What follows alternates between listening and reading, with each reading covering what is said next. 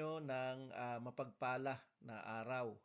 At sa pagtatapos ng araw na ito, ang ating pag-uusapan po ay pinamagatang Dead Faith, patay na pananampalataya, what neglect is costing us. Ano ang nagiging bunga sa atin ng ating kapabayaan. So, ang pananalitang ito po ay magbibigay ng warning, magbibigay ng turo, at higit sa lahat magbibigay ng encouragement at challenge sa ating lahat na wag nawang magkaroon tayo ng pananampalatayang patay. So, dead faith, what neglect is costing us. Sa ating discussion, James 2 verse 14, at ito yung palagi nating ginagamit kapag tayo ay nakikipag-usap, lalong-lalo na sa mga Christians or born agains or believers na nagsasabing sila ay naligtas sa pamamagitan ng pananampalataya lamang. And of course, mahalaga ang pananampalataya, subalit hindi lamang ito ang kailangan para tayo'y maligtas. At dahil doon, ay ginagamit natin itong verse na to. What good is it, sabi ni James, my brothers, if someone says he has faith but does not have works, can that faith save him? So, sa discussion po na yan ni James sa chapter 2, hinango natin itong ating title na Dead Faith, What Neglect is Costing Us. At ang kaligtasan ay hindi lamang pananampalataya, subalit pananampalataya ang may gawa. May obedience siguro, pagsunod, mayroong paggawa, pagsisilbi o paglilingkod na pananampalataya. At kung wala ito, ay hindi makakapagligtas daw ang pananampalataya. At mababasa natin kapag ididiretso natin yung mga verses following dito sa chapter 2 verse 14, kung paanong pinangatwiranan ni James na ang pananampalatayang may gawa ang siyang magliligtas dahil ito'y buhay at hindi siya patay na pananampalataya. Pero bakit nagkakaroon ng patay na pananampalataya? At ano ang kinalaman ng kapabayaan dito? So yan yung sinasabi ni James. Yung faith na walang gawa, walang pagsunod, walang paglilingkod, ay hindi nakakapagligtas o hindi maliligtas. At hindi lamang ito patungkol sa mga tao na nagsisimula pa lang sa pagsunod. Kasi palaging ito yung pang-witness natin sa mga taong nagsasabing may faith sila at dahil doon ligtas na sila. Atin silang china-challenge, atin silang tinuturuan na sinasabi ng mga verses na to na hindi sa pamamagitan ng pananampalataya lamang, subalit pananampalatayang may gawa. Pero hindi natin napapansin na unti-unti pwedeng mag-revert o bumalik tayo dun sa pananampalataya lamang kung pagkatapos nating maligtas. So, sa madalit sabi, pwede tayong maligtas dahil tayo ay nanampalataya, dahil tayo nagsisi, naniwala tayo sa biyaya, tinanggap natin si Jesus, tayo ay nagpabautismo, tayo ay tumanggap ng Holy Spirit with the Bible evidence of speaking in tongues. At tayo sumunod ng panandalian. Pero afterwards, nawala na tayo ng gana sa pagsunod, nawala na tayo ng gana sa paglilingkod, nawala na tayo ng gana sa paggawa. Tayo pa rin ba ay maliligtas? Malamang ay hindi din. Kasi kapag nawala na tayo ng gana na makipagtipon, nawala na tayo ng gana na magbasa, pag-aralan yung salita, mawala na tayo ng gana na ipangaral yung salita, nawala na tayo ng gana sa mga bagay na sinasabi ng Diyos at Panginoon natin na dapat natin ginagawa. Ang pananampalataya natin ay nagiging pananampalatayang walang gawa, hindi sumusunod, o kaya hindi ayon sa sinasabi ng kanyang salita. Hindi na rin tayo maililigtas ng pananampalatayang ganon. Sa James 2 verse 15 to 16, if a brother or sister is poorly clothed and lacking in daily food, kapag walang masyadong damit o kaya naman walang pagkain ng mga kapatid, and one of you says to them, go in peace, be warm and filled. At ang Sino man sa atin ay magsabing ikaw ay humayo ng may kapayapaan, ikaw ay magkaroon ng um, be warm and filled. Pero wala ka namang ibinibigay na kahit anumang bagay. What good is that? So, pagkatapos sabihin ni James na ang pananampalatayang walang gawa ay hindi pwedeng makapagligtas, bigla siyang um, gumawa ng isang analogy na kapag meron pangangailangan na nakikita tayo tapos hindi natin ginagawa ng paraan, pero sinasabi lang natin, ipagpipray ka namin na sana maging maayos ka, 'di ba? Pero kung kaya naman natin gumawa ng paraan, kung kaya naman natin na mag-share ng kahit anuman sa kanila at wala tayong ginagawa. Sabi niya, ano ang mabuti? Mabuti ba 'yon?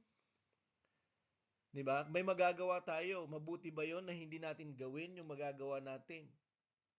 At yun yung ibig sabihin ng pananampalatayang walang gawa.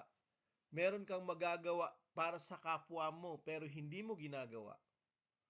Ito ay maaaring tungkol sa kanilang kaligtasan, sa espiritual o kaya ay sa kanilang pangangailangan na mapunuan at wala tayong ginagawa. Hindi to pansarili lang, 'di ba, na tayo lang ay magdadasal para sa sarili natin, kundi ating gagawan ng mabuting paggawa, mabuting paglilingkod ang iba naman. Dito nakikita, 'di ba, yung pananampalatayang may gawa. Hindi lamang tayo tumitigil na nananampalataya para sa kanila. Ipagpipray natin sila. Pero kung meron tayong magagawa para sa kapwa natin, tayo ay kikilos at gagawa. So, ito ay mahalaga na dapat nating maintindihan na maaring nakakalimutan natin yung ating tungkulin, yung task ng pagliligtas, yung task ng pag-share, yung task ng pagbibigay, yung task ng pagbabahagi. Galatians 5 verse 9, ito ay hindi mabuti na gawain, ito ay hindi mabuti na ugali dahil yung makalimutan natin um, yung ating paglilingkod, mawalan tayo ng enthusiasm or gana sa paggawa ay deadly. Okay, hindi lamang sa ating mga sarili, 'di ba? Kundi ito ay nakakaapekto sa ating personal na paglago, personal na paglalim, personal na paggamit ng mga kaloob na ibinigay ng Diyos sa atin o ng mga bunga ng Espiritu. At nagkakaroon na tayo ng spiritual na deception o pandaraya sa mga sarili natin kasi iniisip natin na uh, okay lang tayo at hindi na natin nakikilala yung ating sarili o ating kalagayan na tayo ay nanganganib na.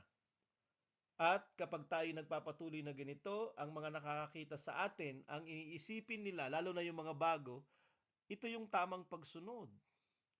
Ito yung pagiging Christian.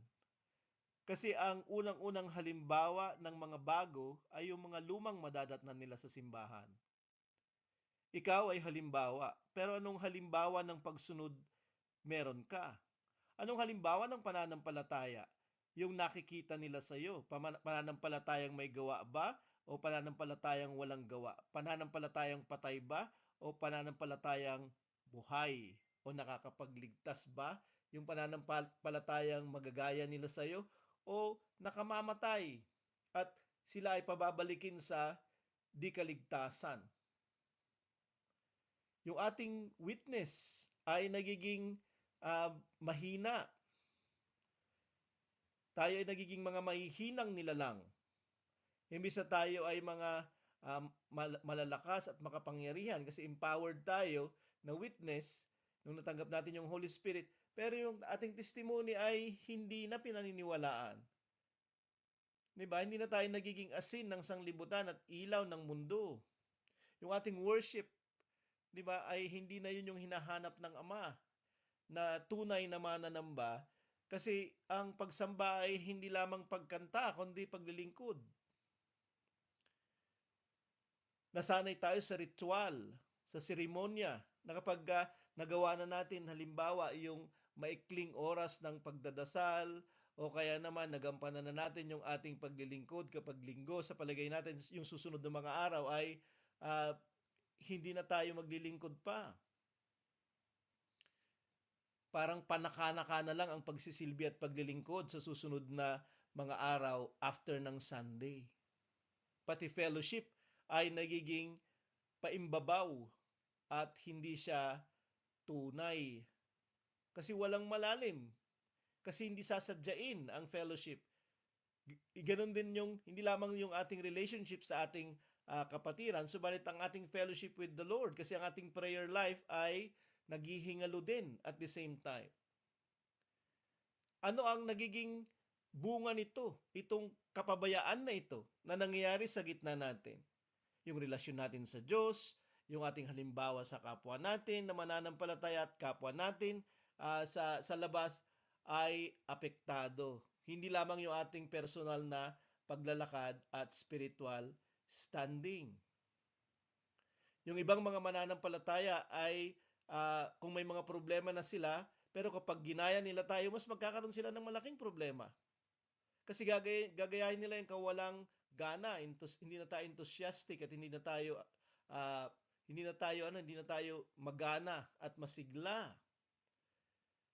Hindi tayo magana at masigla sa spiritual. Kasi yun yung ibig sabihin ng patay na pananampalataya.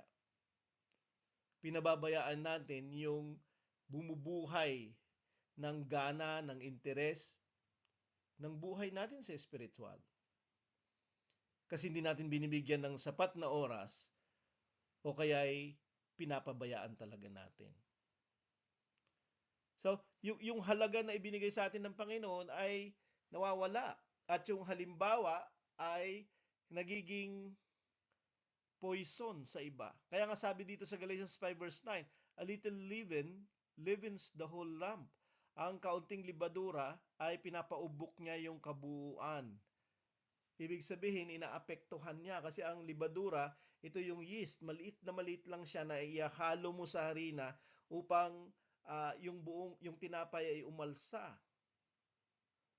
Diba? Pero yung isang bagay na pinag-uusapan natin dito ay yung pagpapabaya sa ating paglalakad.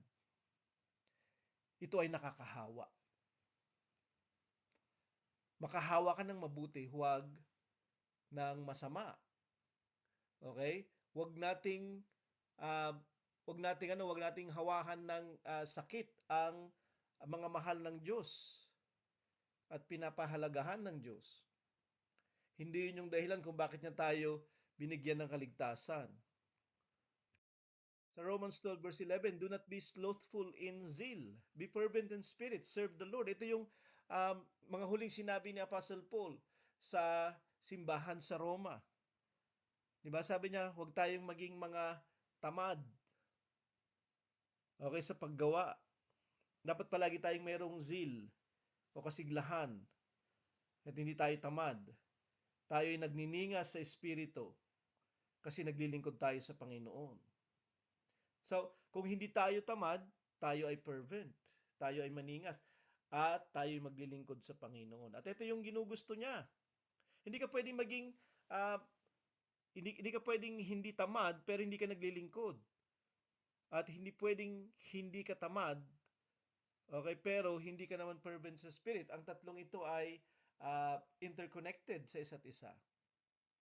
So, kanyang hinihikayat yung mga tao sa Roma at ganoon din yung panghihikayat niya sa atin. Huwag tayong mawalan ng sigla, huwag tayong mawalan ng enthusiasm. Huwag nating pabayaan na mawala yung apoy ng pananampalataya natin sa paggawa. Kasi ito ay nakakapagpatigil sa kaligtasan sa atin. Huwag nating pabayaan. Huwag nating katamaran. Listen in comparison. Maraming pagkukumpara na ginawa yung Bible natin, okay, sa kapabayaan. Lalong-lalo na sa Proverbs. At titingnan natin yung ilan. Sa Proverbs 6 verse 6, go to the ant, O sluggard. Ikaw na tamad, sabi niya, puntahan mo yung langgam. Palaging ginagamit ni Lord yung mga animals. Palaging ginagamit ni Lord yung kanyang creation to compare, okay, yung spiritual na realidad. At dito, about industry, yung pagiging di tamad, yung masipag. Sabi niya, go to the ant, o sluggard, o tamad. Consider her ways. Tingnan mo. Obserbahan mo yung kanyang mga pamamaraan.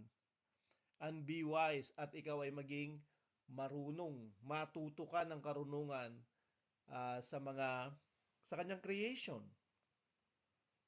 Diba? So, ano ba yung pwede nating matutunan sa mga langgam? Sila ay sama-sama nagagawa, walang sino man natatamad-tamad. At sabi niya dito, pero ikaw natamad, tingnan mo kung ano yung wisdom na makikita mo sa mga langgam. Verses 7 to 8, without having any chief, officer, or ruler.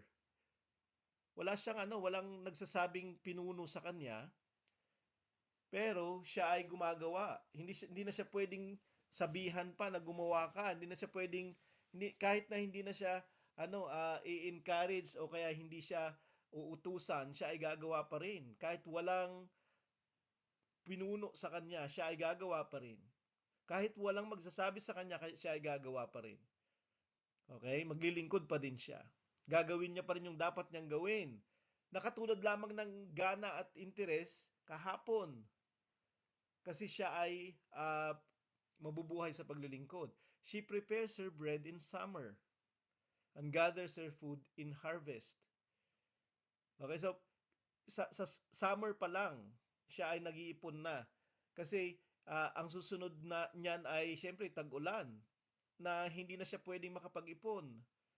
Okay, so sa mga time na pwede siyang mag-ipon, nag-iipon na siya. Nagpe-prepare na siya. Hindi siya nagpe-prepare kapag darating na yung bagyo, tag-ulan. Wala pang tag-ulan. Na-anticipate na niya na merong pwedeng mangyari at dahil doon siya ay kikilos, gagawa. Huwag kang mag-pray lang kapag meron ka ng sakit. Huwag kang mag-pray lang kapag meron ng need.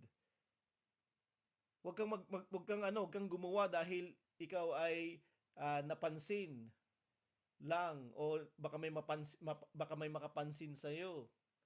Hindi, gumawa ka kahit walang nakakapansin sa iyo kasi it's a normal thing na tayo kikilos at gagawa. O kaya naman baka nawalan na tayo ng gana at nagiging pabaya na tayo. Yung mga langgam ay hindi. They gather their food in harvest. Kahit na tag-ani, na dapat hindi na sila nagagather ng pagkain kasi meron namang pagkain eh. Meron namang mga nahulog diyan na mga palay na pwede nilang kainin, di ba? Nag-iipon pa rin sila. Kasi nag-anticipate sila ng paparating.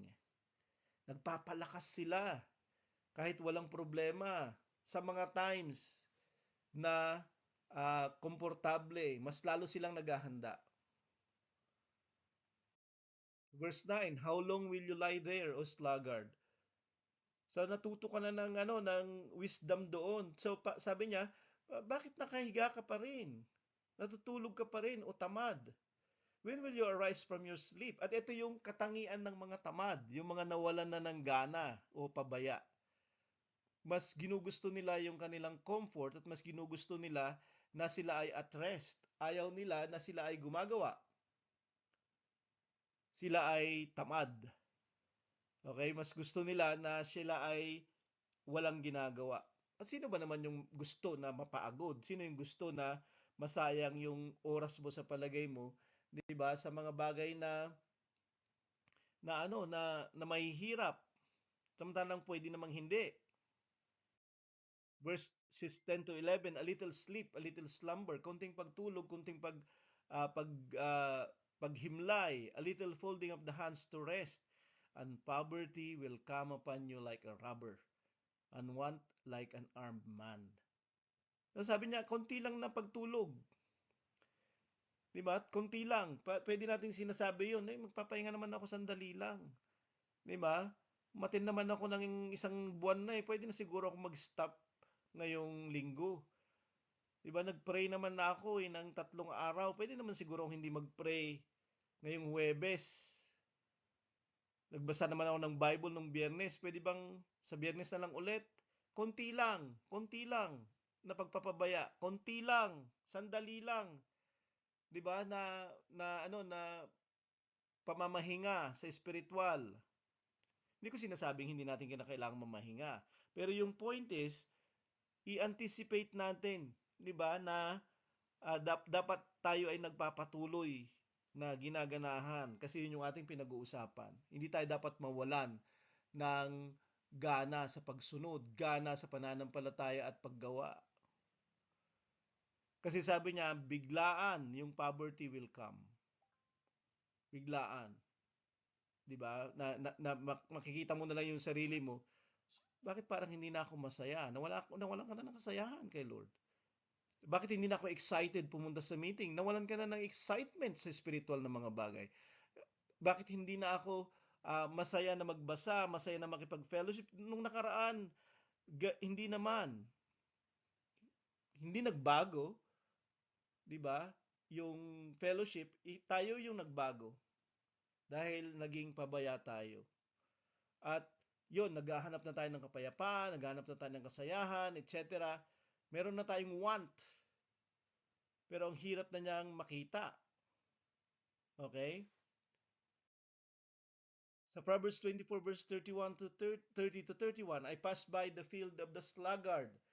Ako ay dumaan sa bukid ng tamad, by the vineyard of a man lacking sense. Yung isang sa ubasan nung mangmang, sabi niya, nung hindi siya marunong, hindi siya umaayon sa kalooban ng Diyos kasi siya ay tamad. Sabi niya, yung kanyang bukid, sabi niya, ay punong-puno ng overgrown thorns. Yung mga damo doon na madawag, walang kwenta yung dawag, pero yun yung tumutubo doon sa kanyang bukid. The ground was covered with nettles, mga uh, thorns and nettles, mga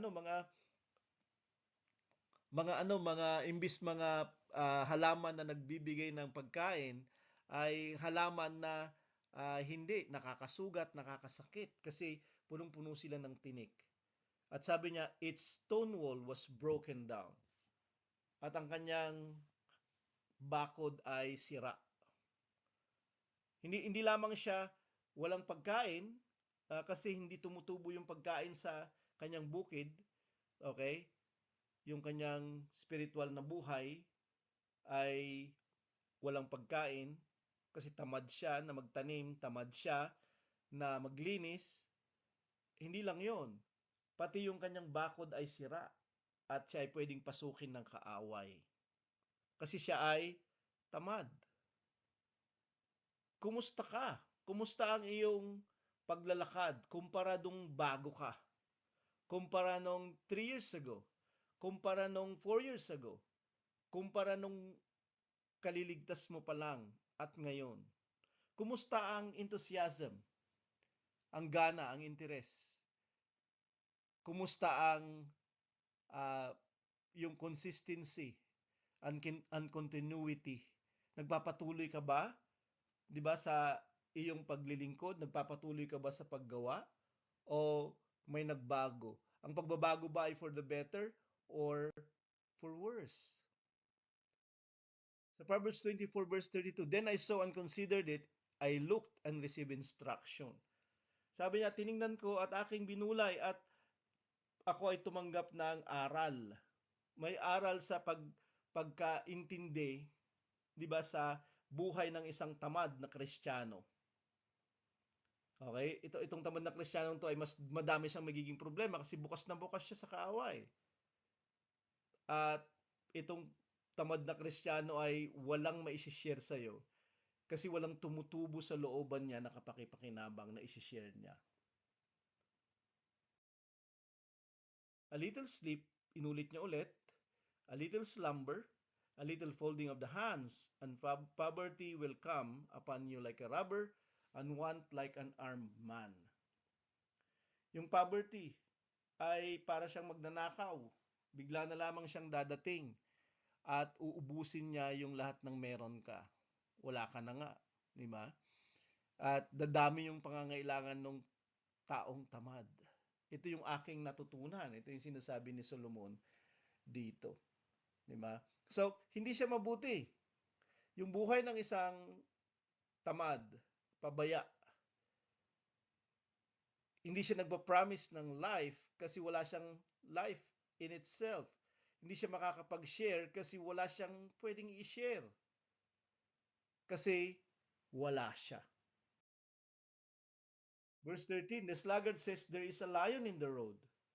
There is a lion in the streets. Yung tamad, yung pabaya, yung mayroong patay na pananampalataya na hindi siya gumagawa kasi ang naiisip niya palagi ay merong uh, merong kukontra, may kaaway, merong problema. Ang tinitingnan niya yung problema, yung persecution, tinitingnan niya uh, yung adversary imbis na ang tinitingnan niya ay yung kanyang pagkatawag, yung kanyang purpose, i-commit niya yung sarili niya dun sa kalooban ng God. Hindi, tinatakot niya yung sarili niya. Mas tinitingnan niya yung masamang pwedeng mangyari o kaya naman yung masakit na pwedeng ibigay sa kanya ng paglilingkod. Kaya hindi na lang siya maglilingkod. Ibis na hanapin niya yung mabuting dahilan, naghahanap siya uh, ng rason or excuse na hindi gagawa. Verse 14, as a door turns on its hinges, so does a sluggard on his bed. 'Di ba may bisagra yung pintuan natin? Kapag binubuksan natin siya, 'di ba? Uh, ito ay bumubukas yung pinto kasi may bisagra na steady doon sa gilid, magkabila, sa taas at saka sa baba o kaya sa gitna. Ito yung nagpapanatili na magbukas at magsara yung pinto. Pero kahit gumagalaw yung pinto, hindi siya umaalis sa kanyang kinalalagyan. Sabi niya, ganun din yung tamad. Nandun lang siya at tulog. Mas gusto niya na wala siyang ginagawa. Mas gusto niya na gumagalaw siya, pero hindi siya nagpo-produce. Gumagalaw siya, pero hindi siya umaalis. Hindi siya gumagawa. Okay, yun yung kanyang kalagayan. Parang yung isang tao na nandun lang sa bed, pwedeng gumagalaw siya pero nasa bed siya at hindi siya umaalis. Tayo ay inatasan. Go out, preach the gospel. You are the salt of the earth. Ikaw yung asin ng sanglibutan. Ikaw yung ilaw ng mundo. Tayo ay inatasan to go. Pero nandito tayo at wala tayong gana na gawin yung bagay na yun. At bagkus tayo ay naghahanap ng dahilan. Meron pa akong gagawin. Okay naman, wala akong ganito, wala akong ganyan. Unahin ko muna to. At hindi na tayo nakakakilos at nakakagalaw ayon sa sinasabi ng Panginoon sa atin. At tayo hindi gumagawa. At anong pananampalataya meron tayo? Hindi nakakapagligtas. Sa verse 15, the sluggard buries his hand in the dish. Diba, nilalagay niya yung kanyang kamay sa pagkain, sa ulam. It wears him out to bring it back to his mouth. Pero kinatatamaran pa din niya na isubo man lang yung kanyang kakainin. Hindi niya alam kung paano pangalagaan yung kanyang sarili. Yung taong tamad spiritually. Yung taong nawalan na ng gana sa spiritual na mga bagay. Hindi niya basta-basta na lamang maibabalik yung kanyang sarili sa paggawa o sa gana o sa interes sa spiritual na mga bagay. You need the Holy Spirit to convict you again. Kinakailangan mong ihanay yung sarili mo, ilapit yung sarili mo sa mga taong gumagawa, sa mga taong active, sa mga taong nagsishare upang makita mo yung lesson in that. Kinakailangan mong umalis dun sa bad examples mo. Diba? Ikaw ay makisama sa mga tao na gumagawa, hindi tamad, may interes, hindi walang sigla, buhay, hindi patay ang kanilang mga pananampalataya dahil gumagawa at naglilingkod. So verse 16, the sluggard is wiser in his own eyes than 7 men who can answer sensibly. Walang tatanggapin na katwiran itong tamad, lalo na kapag ito na yung kanyang nakasanayan ng matagal. Kasi sa palagay niya, mas mabuti yung kanyang kalagayan at mas ginugusto niya yung kalagayan niya. Ayaw na niyang magbago kung sakali. Di ba? At may mga taong ganito. Kamamatayan na lang nila spiritually yung mga kalagayan nila ng uh, incompetence, okay, laziness instead of diligence, 'di ba? So hindi sila zealous at hindi madaling paypayan yung sarili upang maging maningas, 'di ba? Kasi mas tinitingnan nila yung dahilan, uh, o hindi yung dahilan kundi yung ano, tama, yung dahilan ng kanilang pananatili sa kanilang kalagayan kaysa makita nila yung rason na umalis, okay, sa kalagayan na kinalalagyan nila at tunguhin yung kalooban ng Panginoon.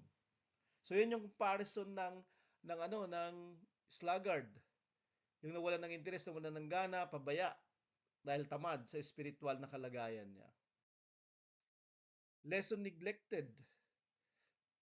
Pero pagkatapos ng pag-uusap na to, alam na natin, di ba? Narinig na natin at naririnig natin ito. Even when we pray, naririnig natin ito. Pero kapag nineglect natin at pinabayaan natin yung lessons ng pananampalatayang mayroong paggawa o pagkilos at paglilingkod, anong mangyayari sa atin? Sa Matthew 25 verse 26, dito sa parable ng talent, may tatlong binigyan ng mga talento, kantidad ng pera, 'di ba? Hindi magkakapareho yung ibinigay na quantity ng pera, pero binigyan silang lahat. Yung binigyan ng 10 ay yung 5 ay naging 10 yung kanyang pera, yung nadoble, yung nabigyan ng 2 ay nadoble, pero yung nabigyan ng isa ay kanyang inilibing yung kanyang talento. May mga dahilan siya, pero excuses lahat yun. Sabi ng Panginoon niya.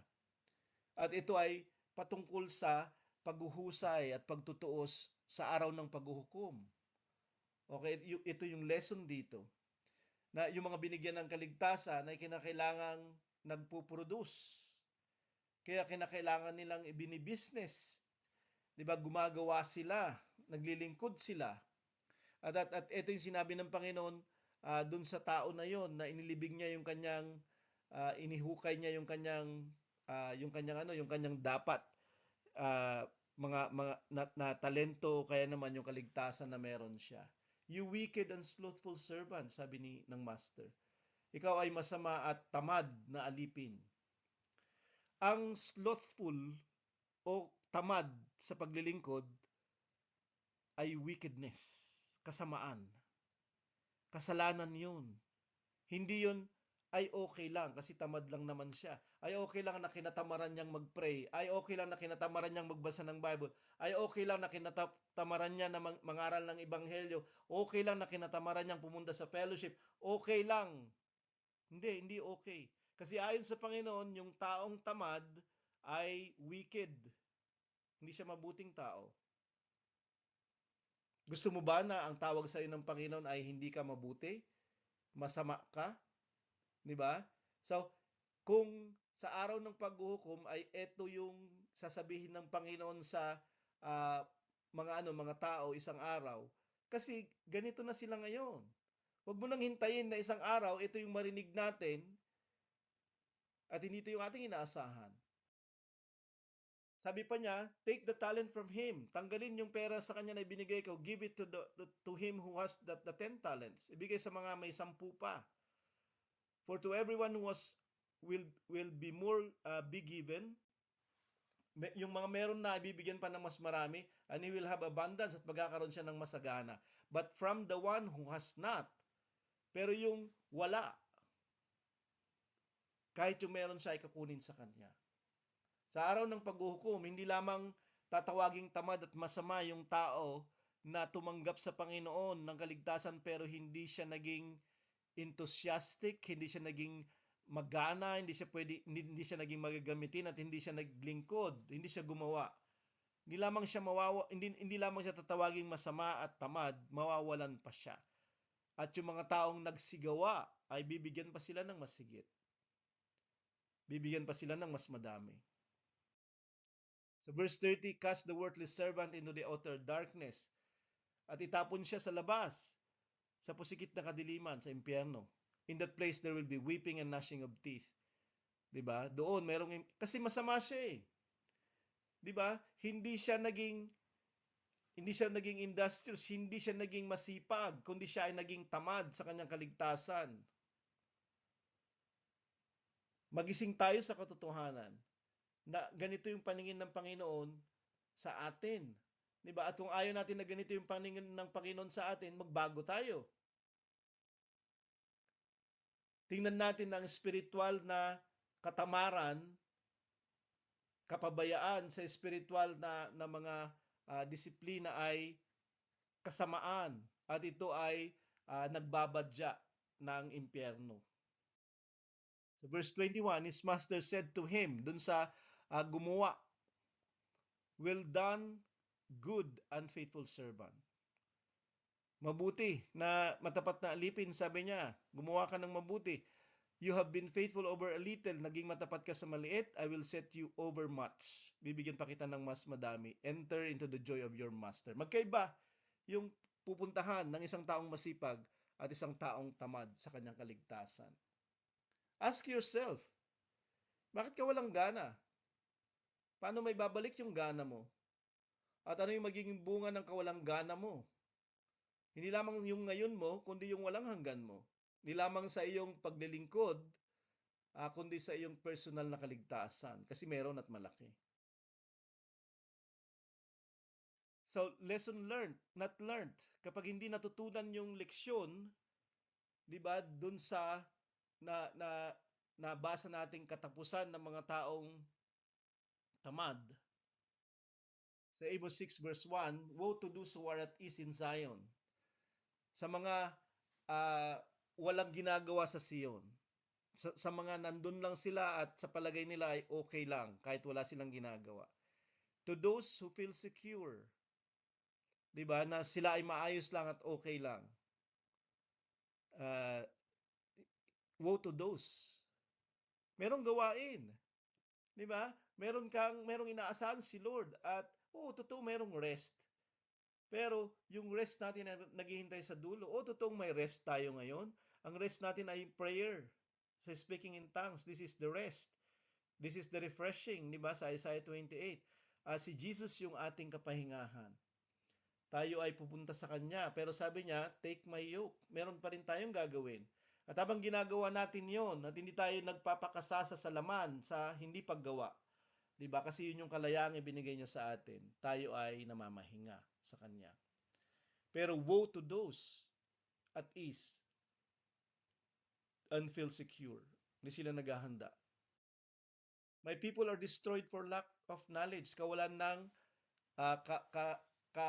kaunawaan, kaalaman. Sila ay nasisira. Sino yon? Hindi yung mga unbelievers. Sabi niya, my people. My people. Wala silang kaalaman. Kasi ni-reject nila yung knowledge. I reject you also. Diba kasi you've forgotten my law. I will also forget your children. Makakaapekto yung kawalang knowledge natin dahil sa kapabayaan nating magbasa, kapabayaan nating mag-aral ng salita, kapabayaan nating makipag-fellowship, kapabayaan nating pumunta sa fellowship upang makarinig ng mga salita ng Panginoon. That's why our knowledge is lacking. Knowledge about the Word of God, knowledge about God. Diba? At hindi natin alam kung paano maglakad ng maayos at mapapahamak tayo. Kasi sa palagay natin ay tinatanggap tayo pero nire-reject na pala natin, na pala niya tayo dahil kinalimutan natin yung kahalagahan ng kanyang salita, ng kanyang kalooban, ng kanyang utos, ng kanyang ipinapagawa sa atin. Bumalik tayo sa gana. Bumalik tayo sa interes. Huwag tayo maging pabaya. Kasi ang halaga nito ay malaki. Sa Matthew 26 verse 40 to 41, and he came to the disciples and found them sleeping. Ito yung time na huhulihin na ang Panginoon at sabi niya, magdasal kayo. Pero imbis na magdasal sila ay natulog. Siguro pagod sila, siguro sila ay puyat, 'Di ba? Tayo din minsan ganon, burnt out sa mga oras natin at panahon natin sa ating trabaho at wala na tayong oras sa ating Panginoon at sa mga dapat ginagawa natin sa ating spiritual na pamumuhay na pagkatawag. And he said to Peter, so could you not watch with me 1 hour? Isang oras lang, hindi ba kayo makapagbantay kasama ko? Watch and pray that you may not enter into temptation. The spirit indeed is willing, but the flesh is weak. Bakit bumabagsak yung mga tao? They are not watching. They are not praying. Ang kapabayaan sa pagdadasal, ang kapabayaan sa salita ng Panginoon, ang pagiging walang interes at walang sigla sa espiritual na mga bagay. Kahit sandali lang, ay merong bunga na hindi mabuti. Paano kapag nagdasal sila dito? Ano ang pwedeng mangyari? Nung hindi sila nagdasal, namatay ang Panginoon na hindi na sila nananampalataya lahat. 20 verse 28. Sa mga leaders, pay careful attention to yourselves and to all the flock. Okay, magbigay kayo ng o bantayan ninyo ang inyong mga sarili at ang kawan in which the Holy Spirit has made you overseers, na ginawa kayong pangasiwa ng banal na espiritu, to take care for the church of God, to care for the church of God, ang alagaan ng simbahan ng Diyos na kanyang binili ng kanyang dugo. Okay? Ingatan ninyo yung mga sarili nyo, hindi lamang kayo, kundi yung simbahan. Bakit? Paano? So verses 29 to 30. I know that after my departure, fierce wolves will come in among you, not sparing the flock. Merong mga wolves, mga tao na darating. Sisilain nila yung mga kapatid, yung simbahan. Sisirain nila ito. And from among your own selves will arise men speaking twisted things to draw away the disciples after them. Ano itong mga wolves na to na dapat iniingatan natin, binabantayan natin yung ating simbahan laban sa kanila? Sabi niya, mga taong galing din sa inyo. From among you, sabi niya, magsasalita sila ng mga baluktot na mga bagay na hindi ayon sa salita ng God. Magsasalita na sila ng mga aral na hindi sinasabi ng salita ng God na dati hindi naman nila paniniwalaan. O kaya naman, yun yung paniniwala talaga nila at hindi nila masasabi. Diba? Pero eventually, dahil hindi maingat, hindi nag-iingat yung mga tao, lalong-lalo na yung mga pinuno, hindi sila maingat sa pamamagitan ng pangangaral ng salita, hindi sila nagpapatuloy na nangangaral ng mga salita ng mga doktrina, yung mga false doctrines papasok. At yung mga tao madadaya. Dahil hindi na nila mapagbabasihan yung salita ng God kasi hindi ito itinuturo. Ingatan natin yung mga turo natin. Upang kahit ano yung dumating o sino man yung lumabas, di ba, sa gitna natin na magtuturo ng masama o hindi ayon sa salita ng God, makikilala natin sila. Huwag tayong tumigil na ingatan yung simbahan natin. This is our responsibility as leaders from fierce wolves among us, even from the inside. Hebrews 2 verse 3 to 4. How shall we escape if we neglect such a great salvation? Paano tayo makatakas kung pababayaan natin ang ganyang kadakilang kaligtasan? Pwede nating pabayaan. Kahit na nakita na natin narinig na natin yung testimony, kahit nakita na natin yung mga signs, nakakita na tayo ng himala, di ba? Pwede pa rin nating mapabayaan yung dakilang kaligtasan natin. Pero makakatakas ba tayo pag pinabayaan natin? Of course not. Kasi meron siyang judgment. Huwag nating pabayaan yung ating kaligtasan. Hebrews 6 verse 12, so that you may not be sluggish. Kaya huwag kayong maging tamad. Pero gayahin ninyo ang mga sa pamamagitan ng pananampalataya at pagtitiis, kanilang minana ang mga pangako. Na ibigay sa kanila yung pangako ng Panginoon sa kanila. At ang pangako ng Panginoon ay sumasa atin. Pero huwag tayong maging tamad.